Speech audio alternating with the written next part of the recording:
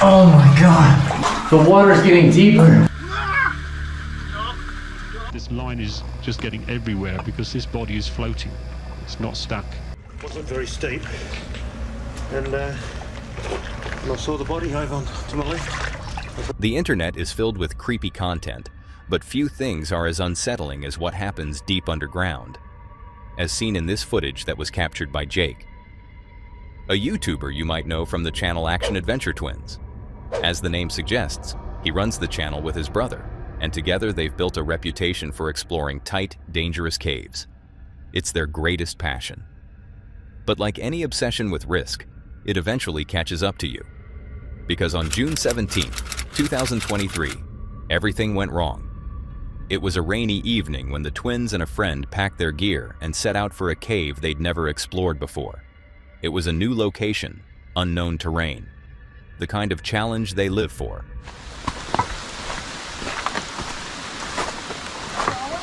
How about it? Hey, it's dry. Yeah? Like dry, we can get in. Oh, heck yeah. You won't. Alright, let's wait first. We can squeeze it. Yeah, yep. It looks so cool. Does it go? Yes. You don't say. Crawling flat across the gravel floor, their bodies moved low and slow. Stones scraped against their gear as they pushed forward. Bits of loose rock scattered beneath their weight, allowing just enough space to slither deeper, further into the unknown. Whoa, dude. I know, it's creepy in here. It's creepy. Creepy. Really sharp in here too. I know. I have knee pads, but not They had only just begun the expedition, but the difficulty was already obvious. The passages were narrow, the ceiling low, and jagged stone jutted out from every angle. Every move required patience. One wrong twist or rush of movement could lead to serious injury. But that's when Jake made a small decision, one that would cause big problems later on. Was it like half full? Yes. It would have been quite the struggle. I'm leaving my phone right here. I don't blame you. Because that's going to end up breaking. My keys are in my pocket. Really don't want to lose my keys. Looks like a perfect place to lose them. Right? Oh no. And this water's cold. To avoid damaging his phone and keys, Jake tucked them away in a slightly drier spot off to the side of the tunnel. It seemed smart, temporary, harmless. But in cave systems like these, nothing stays temporary for long. Ooh, just dip my belly in the water. All right. Yeah. All right. Crawl. That rain jacket, that frog tongue is going to be wrecked. Eventually, the group reached a more open area. Spirits were high. They laughed, looked around, and took a breather. It felt like they had plenty of time. But Jake wasn't done yet. While the others decided to relax, Jake wanted to scout just a little deeper. He wasn't planning to go far. Just a quick look. That's what he thought. Okay, so from here, it's a straight ear dipper. Like, Oh my god. for like at least 20 feet. It gets bad. It gets really, really bad. Hold on, let me make sure my helmet can even fit through this. Like, it's that tight.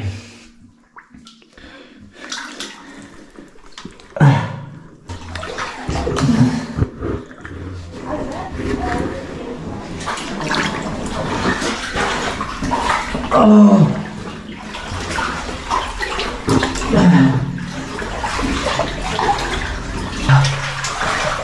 Oh my god.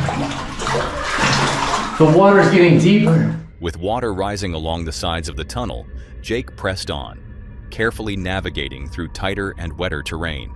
But the further he went, the harder it became to turn back. The cave was narrowing, the air heavier, and soon, he realized he was in trouble. Oh my god. It splits in two. Oh, snap.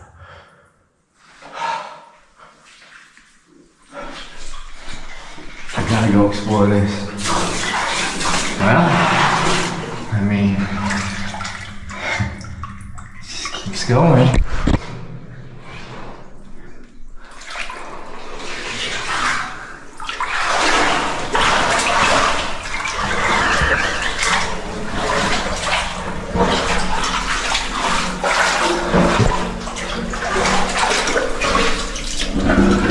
What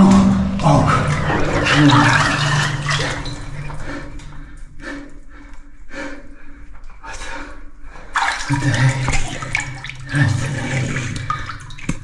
Oh my god. What the hell?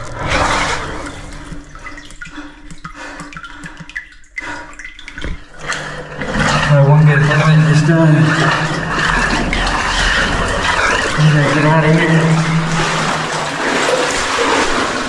Oh crap. Panic surged through his veins. He couldn't see where he was. He had no reference point. The tunnel around him was foreign, no familiar landmarks, no glow of light behind him. Just wet rock, darkness, and the sinking feeling that he'd gone too far.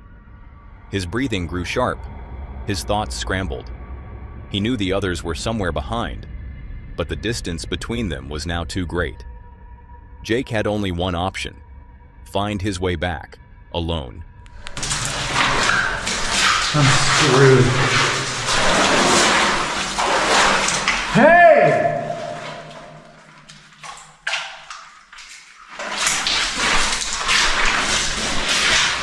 His heart pounded in his throat.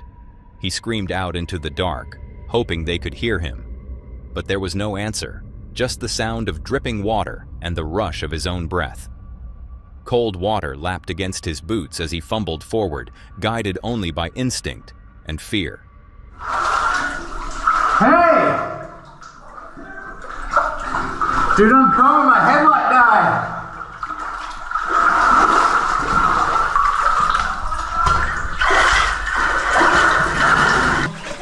Is it water now? It's water the entire way. Is that open at all? Yeah, like hands and knees crawling the entire time. Did you hear us yelling back to you? No. Dude, could you hear me yelling? No, dude. We were starting to freak out a little bit, man. We were like, That was crazy.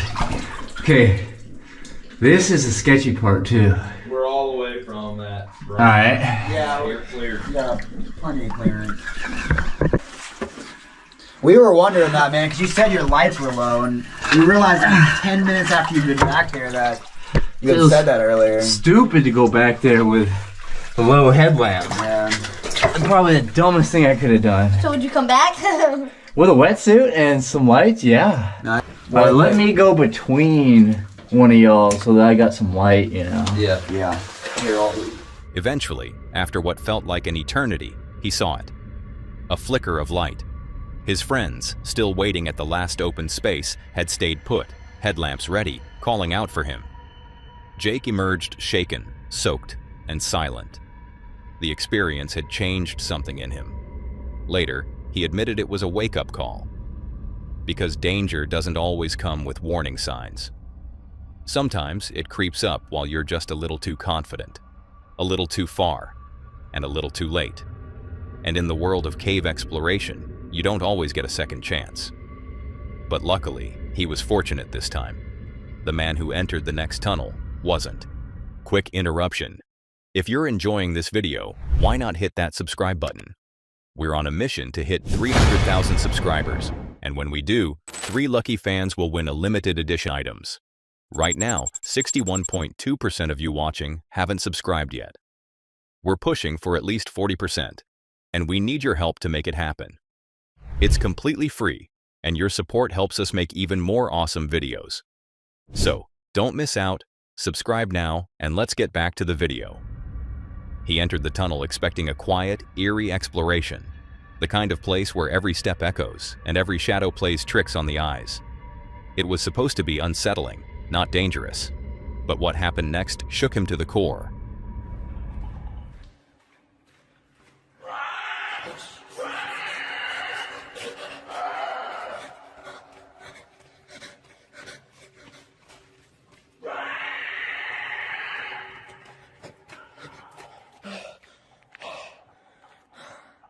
What the fuck was that? Out of nowhere, the silence was shattered by a piercing, blood-curdling scream, a horrific sound, echoing through the tunnel with unnatural force. He froze, then bolted. The camera catches his panic. His breathing quickens. He doesn't look back, because whatever made that sound, he doesn't want to see it. To this day, no creature appears in the footage, no figure emerges from the shadows, just that single inexplicable scream. So what was it? A person? An animal? Something else? Or was it all just part of a carefully crafted scare, meant to go viral? There's no clear answer. You decide. Whatever you think that was, I'm even more curious to hear what you'll think of this next video. It all happened on October 28, 2004. 50-year-old David John Shaw, a seasoned Australian airline pilot and experienced scuba diver, descended into the pitch-black depths of Bushman's Hole, one of the deepest freshwater caves on Earth. His mission was simple: break the world record for the deepest dive ever completed by a human. And at a depth of 270 meters, he did just that. But something was waiting for him in the darkness, something that would change the course of his life, and eventually take it. When Dave reached the bottom, he shined his light across the murky floor of the cave. That's when he saw it. Lying silently, tangled in old diving gear and coated in a decade's worth of stillness, was the body of Dion Dreyer, a 20-year-old diver who had vanished in those same depths nearly 10 years prior. Most bodies float after death, but at extreme depths, the pressure causes the human body to sink and remain there. Dion's remains had never resurfaced. There had been plans to recover the young man's body after his fatal dive in 1994, but the danger was too great. His parents were forced to grieve without closure. A small memorial plaque near the mouth of the cave was the only thing left behind. That plaque is how Dave even knew what he was looking at. And now, there it was, the real thing. It wasn't very steep, and when I saw the body over to my left, I thought, oh, that's the end of going deep. So, just tied my line to it, and by then I was, well, we won't discuss that. So I just left my line. Dave paused, stunned, but instinct kicked in. He slowly moved toward the corpse and attempted to lift it from the thick layer of silt. But Dion's tanks had become one with the cave floor, fused to the mud by 10 years of pressure and time. Worse yet, Dave had already overstayed the safe window at that depth. Any longer, and he risked permanent injury or death. So instead, he tied a line to Dion's body and began his ascent.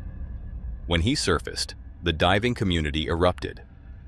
The news that Dion's body had been located after so many years spread fast, and soon, Dave was speaking directly with Dion's parents, making a promise that no one else had been brave or reckless enough to make. He would bring their son home. The dive was scheduled for January 8, 2005. Dave had 2 months to plan what would become one of the most complicated and fateful dives in history. He wasn't doing it alone. Teams of police divers, medics, and military experts came together to script the dive second by second. Everything had to go perfectly. The plan was meticulous. Dave would use the guideline he'd tied in October to locate the body again. Once there, he would cut it loose, secure it in a special recovery bag, and begin the slow process of ascent. But the ascent itself would take nearly 12 hours, too long to carry a body the entire way. So instead, he would pass it off at various depths. First to his longtime friend and diving partner Don Shirley at 220 meters, then to support divers stationed at intervals above. In theory, it was elegant. In reality, it was impossible. An hour and a half after the dive began, something felt wrong. The surface team hadn't heard from Dave or Don. Then, a chilling message came through from one of the support divers. There was no sign of either man. Moments later, another signal. This one was from Don. Don said I think Don's okay. Dave's looking okay. He had spotted Dave in the distance, and he wasn't moving. What happened next was a nightmare. Don, desperate to reach his friend, exceeded his designated depth. The extreme pressure caused his rebreather's controller to implode. Oxygen levels in his bloodstream skyrocketed. He began convulsing and vomiting underwater. At 220 meters, somehow he clung to the rope and was eventually pulled to safety, alive, but barely. Dave wasn't so lucky. When the rescue teams finally retrieved his body, they found something unbelievable. Dion Dreyer's body was with him, still secured to the recovery line. In the days that followed, investigators reviewed footage from the camera mounted on Dave's helmet. That footage has never been publicly released in raw form. The only known version is narrated by Don Shirley, who nearly lost his life on that same day. What the camera revealed was devastating. It showed Dave descending along the guideline, following it back to Dion's remains. He carefully pulled out the recovery bag and began the process of securing the body. But something went wrong. Dion's corpse, no longer anchored by mud, floated erratically in the current. It spun. It rolled. It twisted like a puppet with no strings.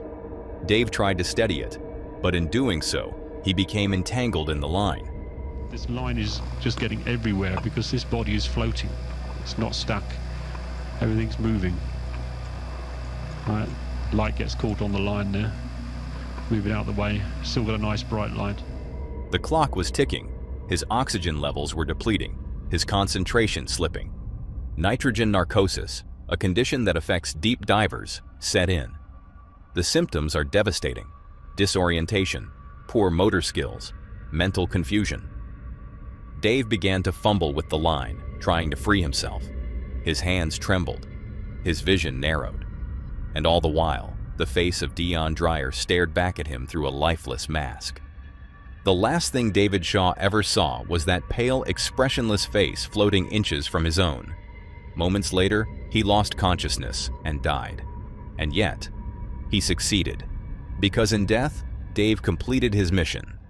The tangled line that took his life also secured Dion's body, allowing rescuers to bring both men back to the surface. A tragic, brutal success. The footage ends, but the story doesn't. To this day, cave divers talk about the fatal beauty of Bushman's Hole, about how even the most experienced can be humbled by the dark, and how one man gave everything, not for fame, not for money, but for the peace of a grieving family. And sometimes that's what real bravery looks like. And honestly, just setting foot in a cave already takes courage. Because what happened to Bob is something no one ever wants to experience. It all happened in January of 2014. A group of seasoned cave explorers set out to conquer Lost John's Cave, one of the most challenging cave systems in the UK, hidden beneath Lancashire's rugged terrain. Spanning nearly 3 miles and plunging over 690 feet deep, it's not for the faint of heart. The team was confident, opened up about the trauma. He admitted he could barely watch footage of the experience without breaking into a cold sweat. The event had left him scarred, not physically, but emotionally. He stepped back from caving for good. These days, he's found peace in cycling, a hobby far removed from the suffocating darkness that nearly claimed his life. But what happened to him in Lost John's Cave is something he will never forget. Because in the world beneath our feet, there are no guarantees, only darkness, rock, water, and this time, it almost cost him his life. The date was November 3rd, 2023. A group of 5 young men, including Cantrell and his close friend Jacob, set out to explore a cave they'd never visited before. The plan was simple: follow the rope, reach the end, document the journey. But caves don't always follow plans. All right, dudes, we're back with Matt again. Yo! We're exploring more of the ranch. We got this cave right here. He's got us out here. We're about to go explore it for him. Get the rest of us wetsuiting up. Let's get into it. At first, everything felt routine. Last minute emergency heat source. This is officially as far as I can make it without dive gear. Alright, well, Is there room for one more down there? I mean, dude, hold up. Are you sure this is the way? It doesn't even look like you can go underwater. It's wide enough. I mean, if there's a rope going in there, This is the way. that's the way. No, that's what the map shows, and there's a rope going in there. You got room for one more, Edward? I definitely want to go all the way to the end just so I can say I did. The mood was still light. You can hear them laughing, talking about reaching the end of the tunnel. But beneath the surface, there was tension. Jacob, another friend on the trip, had already tested the route ahead.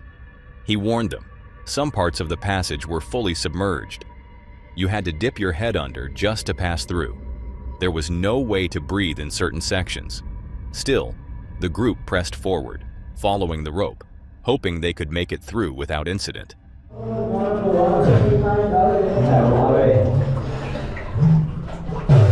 going upside down. That's how you're supposed to do it, man. Yeah. Really? That makes it easier? Yeah. I don't like it. Which way did you go, Edward? These Phoenix lights are doing pretty good in the water. Is that what? I was saying my Phoenix lights are doing pretty good in the water. I'm going like in and out of being able to hear anything.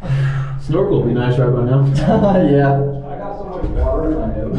But as the camera follows Cantrell deeper into the waterlogged tunnel, you can see it on his face, the change.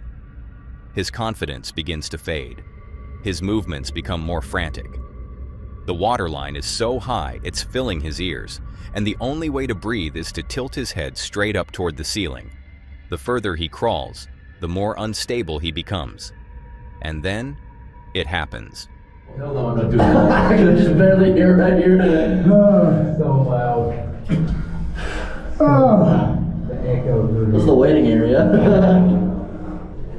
I'm glad I didn't fit. Hey, my light's on. I need some light. Head bleeding, by the way, anywhere? Come on, you what? got Head bleeding? Yeah, you're bleeding. Yeah. I am? Okay. Not bad. Yeah, I got slammed into the rock. Yeah, no, he hit you. Yo, Alex, you good? Oh, you hit your head back. Oh, dude, you're y'all are rough. Yeah, let's, we can hear him? You okay? How's your head? I'm sorry. No, you're good, you're good. Yeah, walk some of that off. You literally have. Just breathe, man. It's not Let me see. Yeah, man, you busted it. You busted it bad. Y'all both. Dang, man. Buddy. Do you want to take this with you? Or? One of space, it overwhelms him. In a cave, panic is your worst enemy. It clouds judgment. It drains energy. And worst of all, it spreads. Thinking clearly becomes nearly impossible, and that's the one thing you need to survive. Somehow, despite the chaos, they managed to keep head above water. They dragged themselves inch by inch back toward the light. By the time they reached the open space, both Cantrell and his friend were scraped, bruised, and completely exhausted. This could have ended very differently. They were lucky. Is one wrong step, one surge of panic, one moment too deep, and it's over, as seen in the following video. Hidden deep within the rugged Caucasus Mountains of Abkhazia, Georgia, lies a cave so immense, so unfathomably deep, that it still defies complete understanding. Known today as Verovkina Cave, it stretches a staggering 2,212 meters beneath the Earth's surface. That's over 72,200 feet straight down. It is officially the deepest known cave on the planet. And in this video, you can see a clip of how deep it actually is.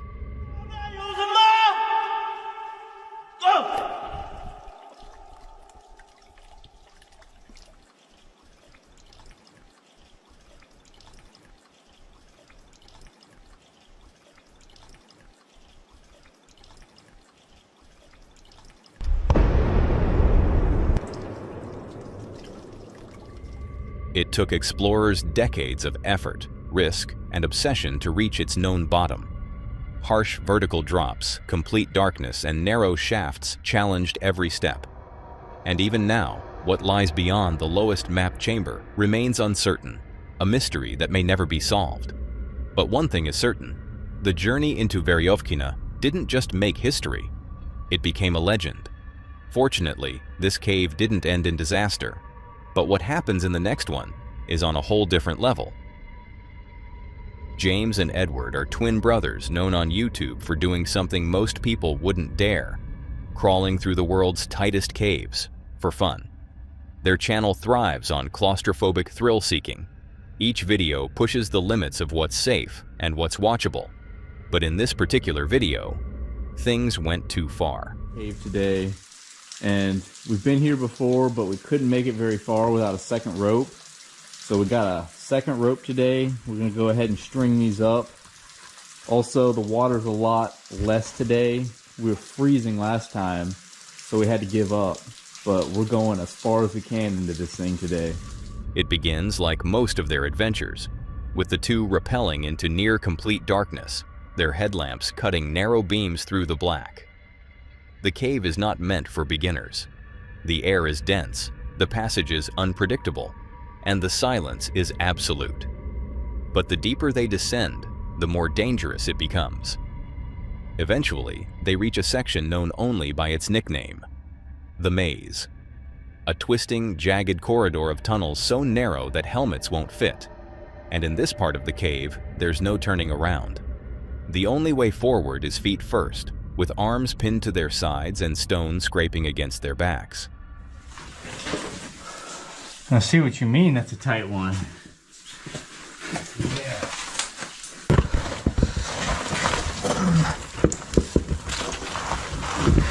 I'm going into this hole that's so tight. I had to take my helmet off. Oh, that's tight. Really sharp too.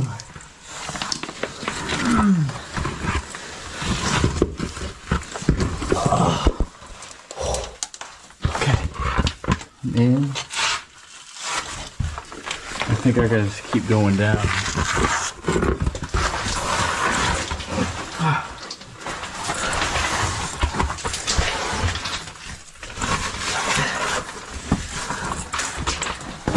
Oh, it actually led somewhere. Oh look, somebody put a survey tape. Do I gotta go further down there? Let's do it. What's your way look like? As they inch deeper into the stone, the mood shifts. Their breathing becomes more erratic. The silence between their voices stretches longer. James, feeling the weight of the cave press in from every direction, decides he's gone far enough. He stops, pauses, tells his brother he's not comfortable continuing, but Edward pushes on. This is where I'm at. Water's right here. There's no room for me to move my head. If I try and tilt it up, my mouth goes underwater. Gotta keep pushing it down.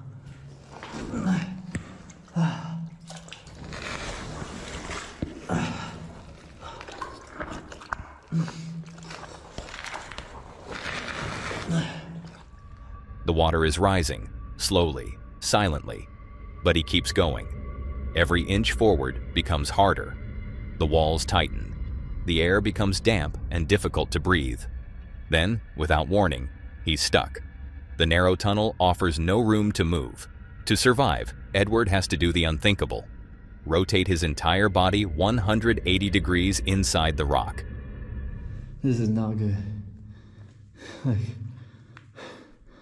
legit, to move forward, I have to dig the rocks out.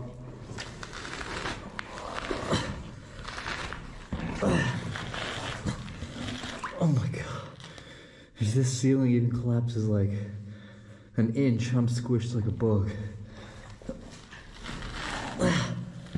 If I want to stand my head up, I can't. So the reason I kept pushing is I thought it was gonna get wider, but as I'm getting closer, I realized it's an illusion. The water was just so calm and still above me that it was reflecting the ceiling off, and it just looked like a way bigger space. But it's continuing to narrow down. It's been like an off and on raining type of day. If it floods at all, I'm done for. So I'm gonna attempt to turn back around, even though I don't know if I can. His face hovers inches above the waterline, and he knows if he lets his head drop for even a second, he could drown. There's no space to rest, no way to call for help. He's too far for James to hear, too deep for anyone to reach him in time. Every second stretches like an eternity. He fights against the cave, scraping skin and bruising ribs just to turn, just to breathe. The only thought racing through his mind: if the water rises even a few inches, this becomes a grave. Hey, James! Yeah. Oh. I'm coming. Dude, I got stuck No. I was having a little freak out moment. So it never really opened up back there? No, dude. I kept thinking it was, but it was an illusion. It got tighter and tighter until I got myself in a bad situation. By sheer force of will, Edward manages to twist free. Gasping and exhausted, he crawls back through the tunnel and finally reunites with James. Shaken, the two sit in silence.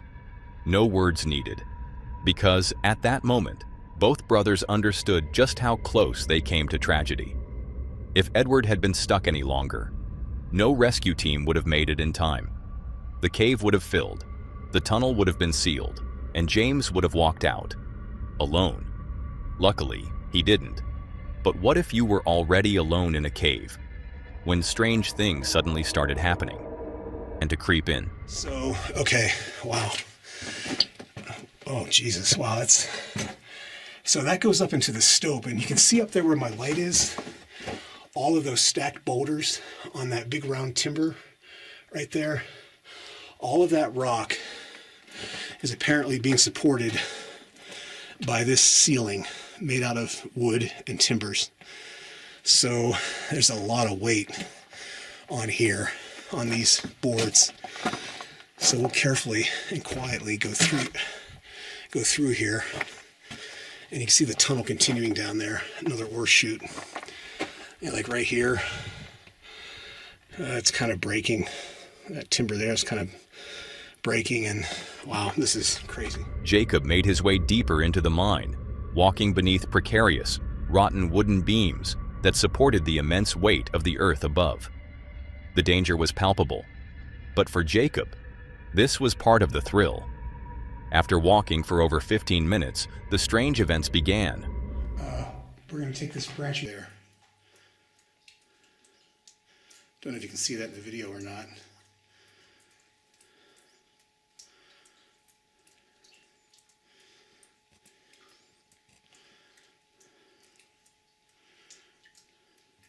Yeah, this mine definitely has a very spooky vibe to it. And obviously something is making the chains swing. So, time to get the hell out of here. One of the chains was swinging violently back and forth, even though it had been completely still moments before. Whatever was causing this wasn't natural. Coupled with the earlier whispering sounds, Jacob realized chain, leaving the mystery unsolved. That's all for today, folks. If you want to see more of this creepy content, click on the video on screen.